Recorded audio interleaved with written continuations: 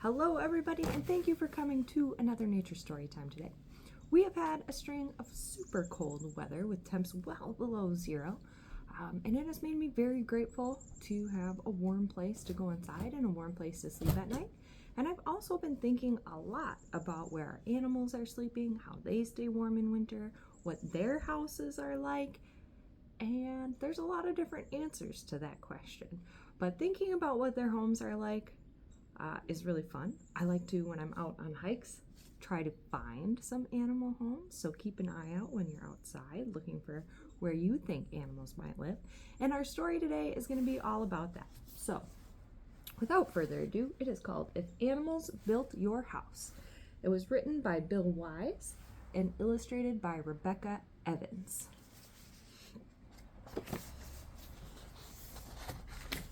If Animals Built Your House. If animals built your house, would you want to live in it? Might look different than where you live now. If a tree squirrel built your house, no one could ever sneak up on you.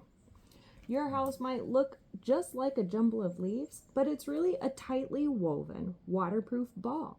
No hard walls here. This furry builder used its body like a rolling pin to make a soft, cozy room. Just watch out for that first step out your front door. Way up in the trees. Does anybody know what a squirrel nest is called? It's called a dray. If mound termites built your house, you'd always have friends to hang out with. 2 million of them. You'd live in the tallest structure built by animals, created by tiny architects no bigger than a grain of rice. Your tower would be made of dried mud, saliva, so your spit, and poop sturdy enough to last for 100 years. Don't get lost in the dark tunnels. Can you imagine building your house out of mud, spit, and poop? If a red grouper, it's a type of fish, built your house, you'd never have to take off your scuba gear. This hard worker excavated sand to get down to hard rock on the ocean floor. But the grouper didn't need a digger and a dump truck to do the job. It used its mouth. It not only built a house for you, but for your neighbors too. How do you feel about sharing your room with a lobster?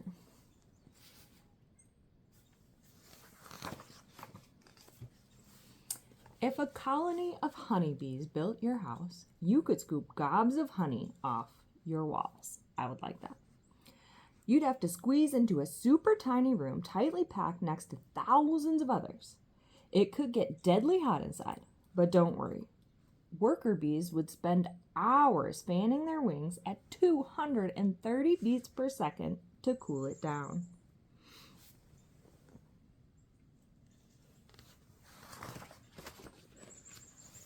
If a chimpanzee built your house, you'd snooze high in the rainforest canopy as leopards prowled below.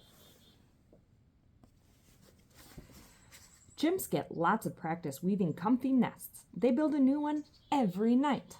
That's 365 new nests every year. Once tucked into a cup of branches and leaves, you'd never have to worry about falling out. But you'd better bring an umbrella. Your house doesn't have a roof. That looks pretty fun. If a foam nest tree frog built your house, you'd be able to fish from your front door.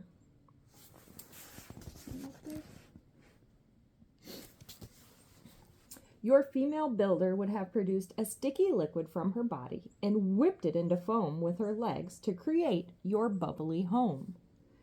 No jumping up and down in this house. In 7 days, the floor will disintegrate and you'll fall into the ponds below. Can you swim? That's pretty cool. If a satin bowerbird built your house, you'd have the fanciest place on the block. This bird is the ultimate artist of the animal kingdom. Hope you like blue. It's the satin bowerbird's favorite color. You'd have blue stones, seeds, bottle caps, and even blue straws decorating your yard. Twig walls would be coated with a special paint. Chewed up berries mixed with bird saliva. Pretty fancy.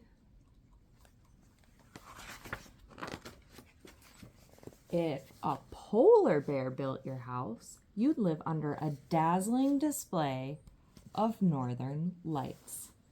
Using her huge paws, your Arctic architect would have carved you a snug cave in the deep snow. Hope you like to take long naps, because once you crawl in, you'll be there for the entire winter. Better bring your mittens so you can dig your way out in the spring.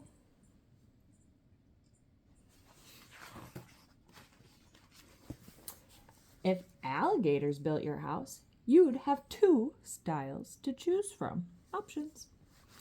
Is relaxing in a hot sauna your idea of fun? Then you might want a female alligator to build your house. A nest of rotting plants is always hot and wet. Or maybe you prefer to submerge yourself in a gator hole, an underwater tunnel made by a male alligator. Take your pick.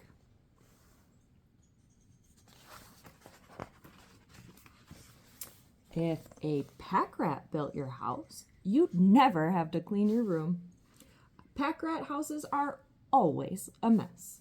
You live in a tangle of sticks and rocks and plants, cemented together with pack rat pee. Ooh. You'd never know what your living room would look like, because these hoarders would add something new each night. Everything from junk to jewelry. Shiny is best. I don't know about living in a house held together with pee. Sounds stinky. If beavers built your house, you'd be living inside an island in the middle of a pond. Beavers are more than just builders. They're environmental engineers. Before they built your stick home, they first had to make a pond. Now that's what you call a waterfront property. Don't forget where to find the secret underwater entrance.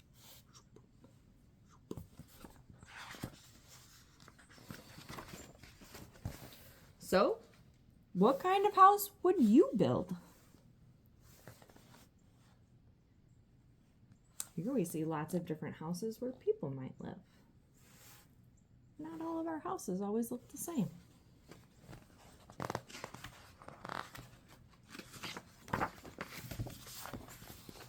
All right, let's read through some critter construction.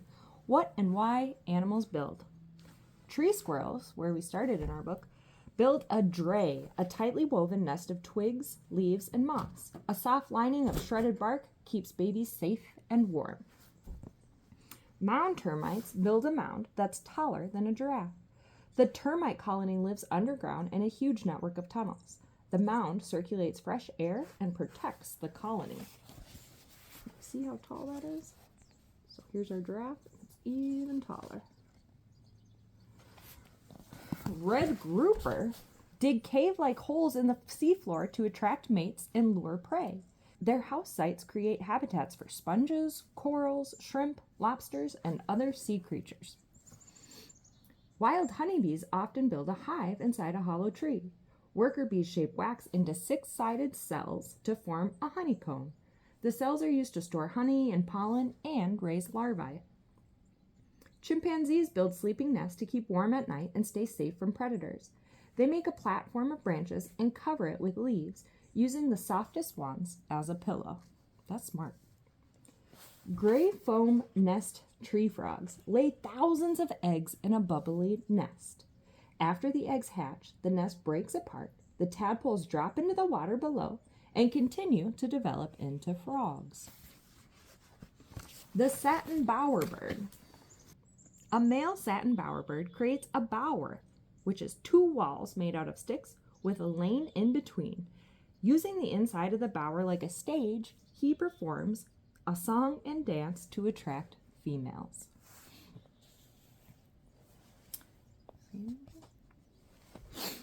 Polar bears live in one of the harshest places on the planet, the Arctic. A female digs out a cave in a snowbank to create a den, a safe place to give birth and raise her cubs.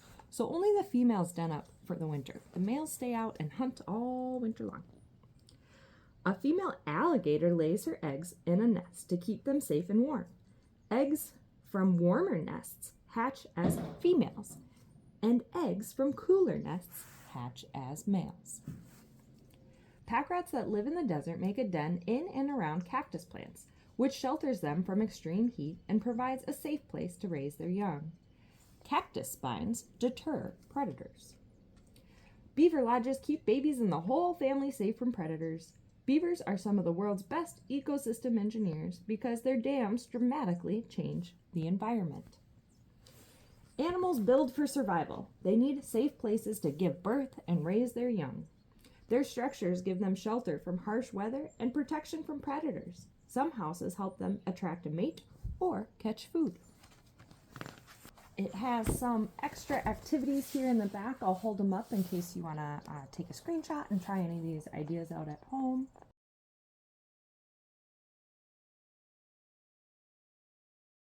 But that is our story today.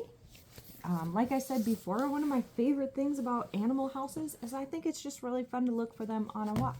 So hopefully you can get outside this weekend, maybe take a look around your neighborhood or at a local park and see what kind of animal houses you can find. Maybe they're animal houses that are empty right now, right? And animals will come back in the spring. Maybe they've migrated away for the winter and they'll come back in the spring and take those homes back or build new homes.